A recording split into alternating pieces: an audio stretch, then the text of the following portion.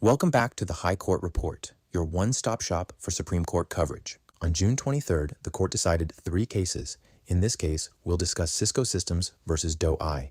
The Supreme Court decided this case 6-3 in favor of Cisco. The Falun Gong torture victims lost. Justice Barrett, writing for the majority, held that courts carry zero authority to create new lawsuits under the Alien Tort Statute, and that the Torture Victim Protection Act doesn't reach companies that help torturers, only the torturers themselves. Justice Jackson concurred in part and dissented in part. Justice Sotomayor wrote the primary dissent. Ninth Circuit reversed, case remanded, courthouse door slammed shut. Before we go further, please follow, rate, subscribe, share, and review the podcast on Apple, Spotify, YouTube, anywhere you podcast. Just search the High Court Report. Questions about this case? Reach out via LinkedIn or email at scotus.cases.pod@gmail.com. All right, here's what you need to know. Now, as you may recall from our preview episode, we open with a question. Have you ever helped someone do something? You knew exactly what they planned, you showed up and handed them the tools, and then later said, "Hey, that wasn't me"? I said in that episode I've definitely been the person saying, "I'm just driving, I don't know what's happening in the back seat." And a court looks at you and says, "You knew. You drove them there. You helped." That's the whole case. Let's tell the story. It's 1999. The Chinese Communist Party declares Falun Gong, a spiritual movement built around truthfulness, compassion, and tolerance, a national threat. The CCP launches what it called Dojang, violent persecution, electric batons, forced detention, re-education camps. The State Department estimated hundreds of thousands of believers suffered. Credible reports put the death toll in the thousands. And the CCP needed technology to run this at scale. China's own engineers couldn't build it, so the CCP reached out to Silicon Valley, including Cisco, and said, "Build us a national surveillance system. Primary goal, crack down on Falun Gong." Cisco answered the call. According to the complaint, yes, Cisco's CEO, John Chambers, personally met with China's president. Internal Cisco documents use the CCP's own term, Dojang Falun Gong, and describe the Golden Shield project as, quote, "a lucrative business opportunity." The Golden Shield, a nationwide internet surveillance system. Cisco engineers in San Jose built early machine learning algorithms that detected Falun Gong internet activity, cataloged users, and fired real-time alerts to Chinese security forces. Cisco also built databases, home addresses, financial records, family contacts, delivered straight to detention centers, and interrogators used that data during torture sessions.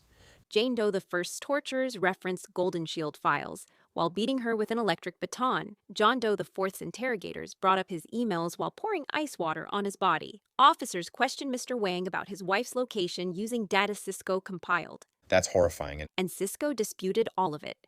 Cisco maintained throughout that it sold only standard, off-the-shelf networking equipment, full compliance with U.S. export laws, no customization, no complicity.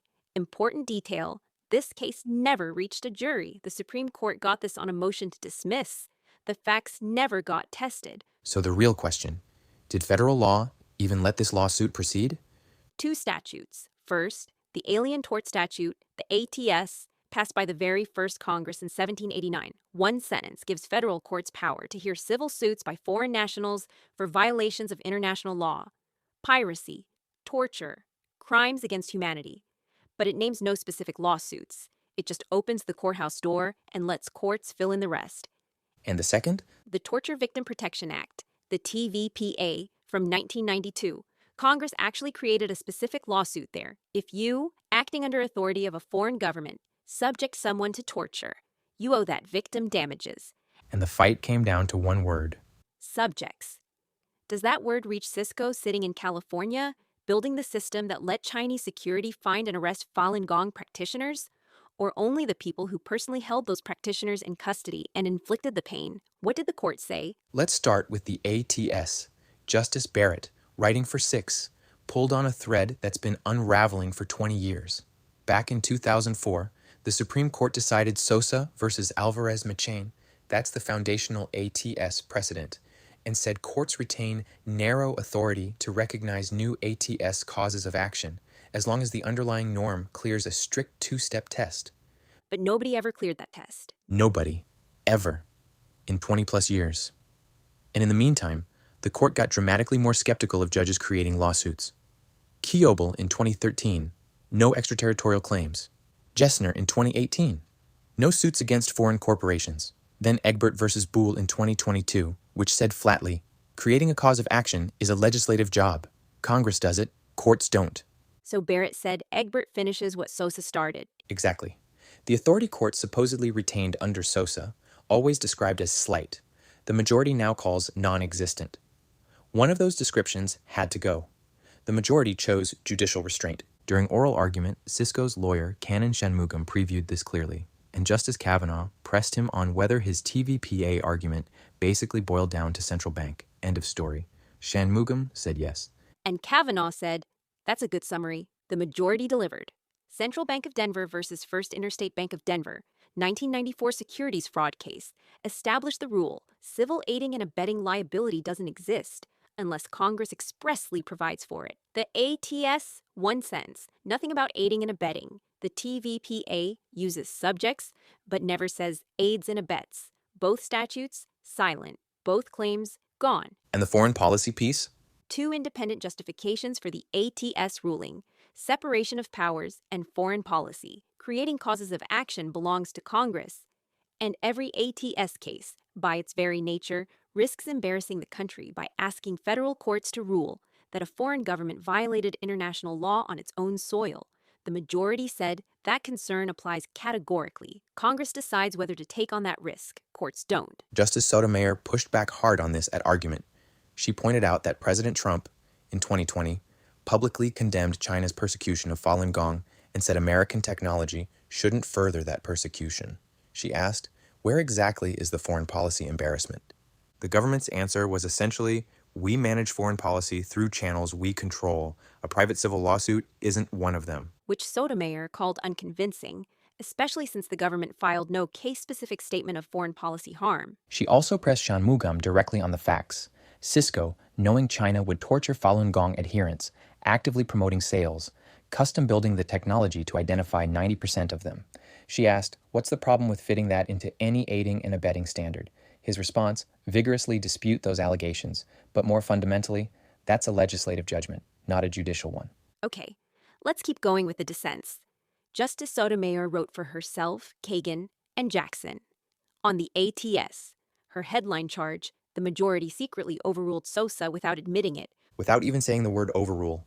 Right. Sosa explicitly held courts may recognize implied ATS causes of action. The majority eliminates that authority. Sotomayor said that's overruling, and the majority skipped the entire stare decisis analysis the court requires before reversing a statutory precedent. She also flagged a logical contradiction. The majority still permits ATS suits for the three original torts: piracy, safe conduct violations, attacks on ambassadors. Courts implied those from international law. Nowhere in the ATS text. So why can courts imply those three but nothing else? The majority didn't have a clean answer. Justice Jackson wrote separately, concurring in part, dissenting in part. Agree on the TVPA, disagree on the ATS, and disagree on one piece of the reasoning. Exactly. Jackson and Kagan agree subjects doesn't cover Cisco. They get there the same way textually. But Jackson said the majority turned central bank into a magic words test, meaning Congress must literally write aids and abets or court supply nothing. She said that's wrong, and she cited a 2025 case, Soto versus United States, where the court said it had so often denounced magic words tests. So two justices already signal the majority's central bank extension may face pushback. Watch that space. Now, what this actually means. For the Falun Gong practitioners specifically, 15 years in court, never a trial, no remedy. Not because their allegations failed, because no court now gets to evaluate them. For American companies doing business with authoritarian governments, enormous clarity. If you sell technology, provide financial services, or operate supply chains that touch foreign governments committing human rights abuses, your civil exposure just dropped to near zero in U.S. courts. Under the ATS, courts can't hear the case. Under the TVPA, only those who directly commit torture face suits. For human rights lawyers, Congress holds all the cards now. It could pass a statute expressly authorizing aiding and abetting liability, the way it did for terrorism cases under the Anti-Terrorism Act in 2016. It added the words aids and abets explicitly. Until Congress does the same here, U.S. courts stay out. And Justice Kavanaugh flagged the cruel irony at oral argument. By leaving Sosa's door barely ajar for 20 years, never fully closing it, never letting anyone through, the court may have told Congress, don't bother acting, the courts will sort it out. And now the court says, actually, we won't. Congress may not even realize it needs to move. That's a real institutional failure, if true. One open question the court left dangling, and Adil Bashir flagged this as a likely issue in our preview episode. Does aiding and abetting liability survive for the Blackstone Three? Piracy, safe conduct violations, ambassador attacks. The majority preserved those underlying claims, but didn't say whether accomplice liability attaches to them. Justice Jackson pressed on this at argument. If piracy counts as an ATS claim, and aiding and abetting piracy violated international law at the founding, doesn't aiding and abetting piracy survive? The court left that for another day. Civil conspiracy also, completely untouched. Barrett flagged it and said the court didn't reach it.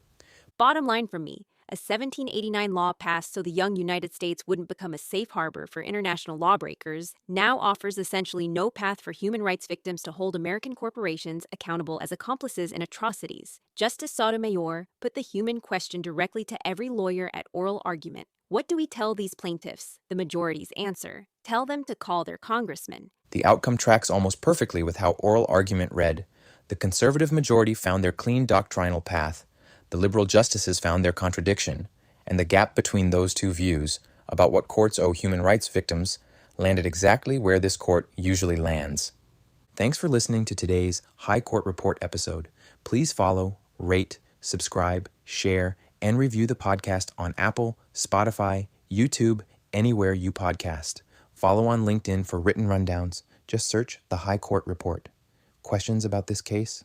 Reach out via LinkedIn or email at scotus.cases.pod@gmail.com. And if Cisco's Golden Shield tracked Falun Gong practitioners across all of China's internet, you can definitely find one Supreme Court podcast across 2 apps. We used that joke in the preview episode. It still lands. Talk to you soon.